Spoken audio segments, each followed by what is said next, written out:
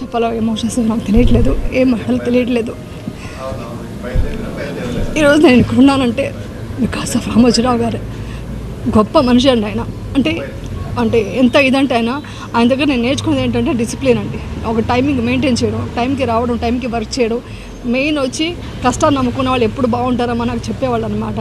నేను ఎప్పుడు అడిగేదాన్ని, సార్ ఈ ఏజ్లో కూడా ఇప్పుడు వచ్చి మీరు ఆఫీస్లో ఈ రామోజీరావు దీంట్లో మనం ఇక్కడ షూటింగ్ చేస్తామన్నమాట. వెళ్తుంటే కర్టెన్ ఓపెన్ ఉంటుంది, మార్నింగ్ కరెక్ట్గా 10 o'clock ఓపెన్ ఉండేది. అప్పుడు అడిగేదాన్ని నేను, సార్ ఎలా సార్ అంత టైంకి వస్తారు, ఇంత వర్క్ చేస్తారు ఈ వయసులో అంటే, నాకు ఇష్టమైందే వర్క్ చేయడం అమ్మ, శ్రమించాలి అని చెప్పేవాళ్ళు. అది కాకుండా ఆయన చాలా గొప్ప మనిషి అండి. అంటే మానవత్వం ఉన్న మనిషి. అంటే మనకి ఏ చిన్న స్థాయిలో ఉన్నా కూడా కష్టపడి పనిచేసేవాళ్ళంటే ఆయనకి చాలా ఇష్టం అనమాట. సో వాళ్ళని గౌరవించి వాళ్ళు ఏ స్థాయిని చూడకుండా వాళ్ళని వాళ్ళ ఫ్యామిలీ లాగా ఫీల్ అయ్యేవాళ్ళు అనమాట. అలా ఉన్నారు కాబట్టి నేను ఇప్పుడు దాకా కూడా ఇలా ఈటీవీలో వర్క్ చేసుకుంటూ ఉన్నాను ఇప్పుడు దాకా. సో ఈరోజు నాకు ఆ మాట వినగానే చాలా షాక్ అయిందండి.